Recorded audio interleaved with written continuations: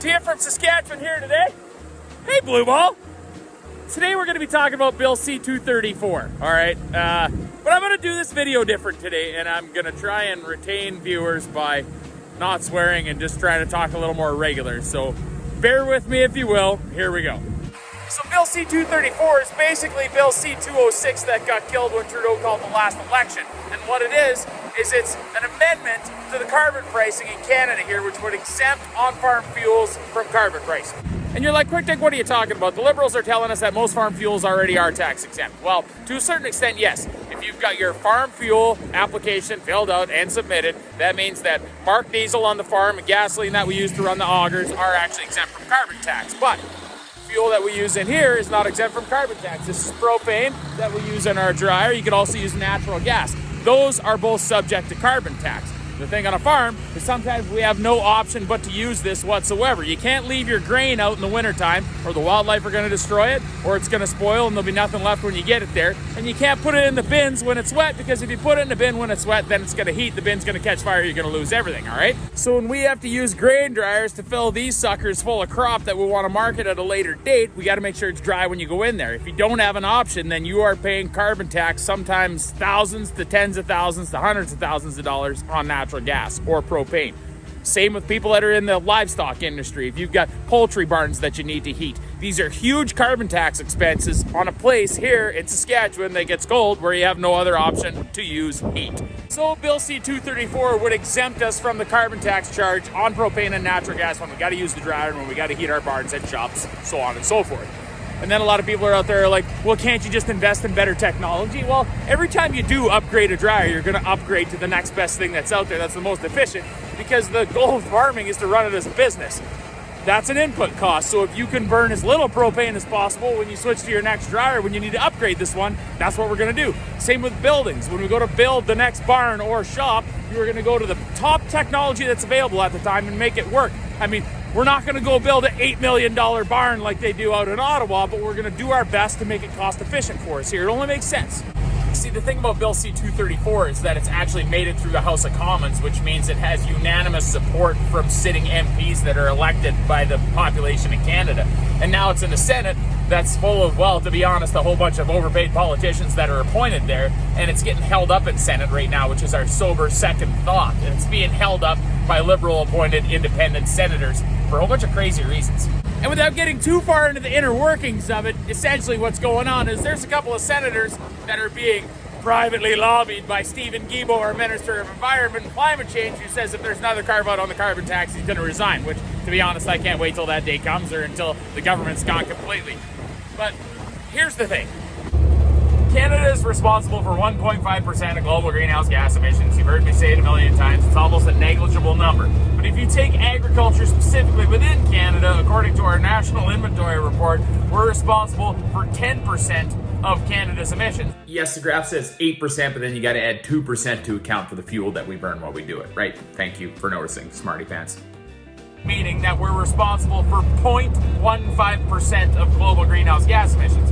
Now, our National Inventory Report is a whole nother topic because it's an absolute mess. It's just a whole bunch of estimates on what we might think that we emit, and we're not quite sure what we sequester, so we're just going to pull a number out of our hindquarters with a bunch of estimates, best guess of scientists, and we're going to go with that.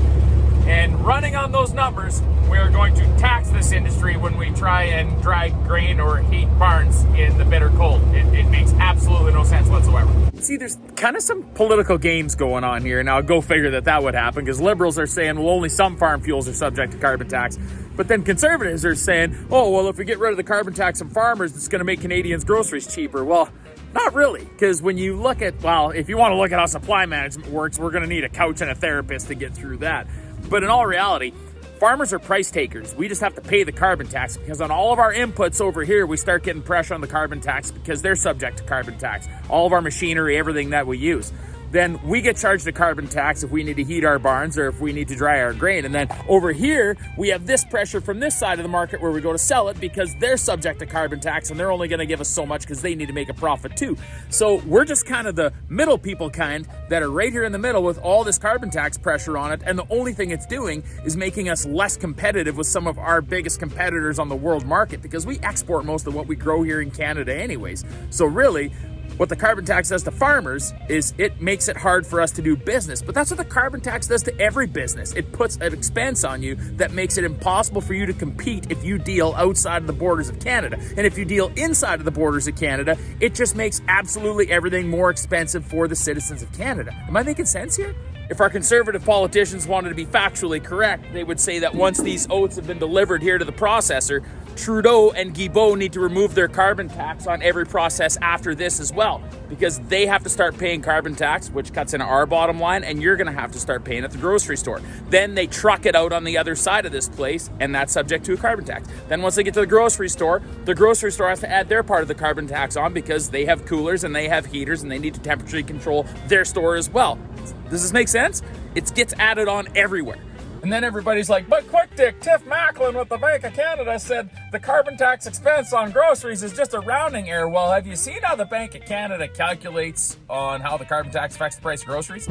Now, shout out to Dr. Sylvain Charlebois for figuring this out directly with the Bank of Canada. But what they do is they take the 3 items in the Consumer Price Index basket that are directly affected by the carbon tax, calculate how much that's contributing to the inflation of those 3 items, and call that good. They do none of the flow-through work that we just talked about how that price affects it at every single step of how your food is grown, processed, and transported to you, the consumer. That's how they do it. It's just bonkers. So we got the Bank of Canada that doesn't consider transitory costs when talking about carbon tax pricing. We've got Trudeau basically admitting that the carbon tax makes things more expensive for Canadians because of his fancy carve-out on home heating oil in Eastern Canada. I mean, do I want Bill C-234 to pass? Absolutely. Let's get relief to farmers as fast as possible. But that's not far enough. The whole carbon tax has got to go. But let's be honest, the government that's looking to collect the GST off of $8.2 billion in carbon tax between 2022 and 2023 ain't going to be backing down with the amount of debt these guys are running at. Look, if this was all about the environment, we would have seen a reduction in emissions already in Canada, which we haven't. The only time it happened is when we all shut life down for the pandemic and quit flying. And nobody's going to give that up. Just ask everybody at COP28 right now. This could go on forever in Senate. It could get killed in Senate. They could just delay this thing and ride it out until the next election. Who knows? It sounds like right now they've defeated the amendment in a voice vote, but now they've moved it to a standing vote on the same thing for next Tuesday. So I don't know. Stay tuned to the description of this video. I'll update it as things change and we'll go from there. But talk about an easy way to lose faith in your democratic system, as if there hasn't been enough examples of that over the last little while.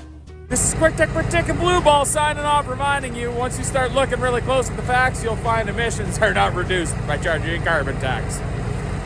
Pass Bill 234, all right? Catch you next time. QuickDickMcDick.ca gets your Christmas shopping done now with whatever sizes we have left.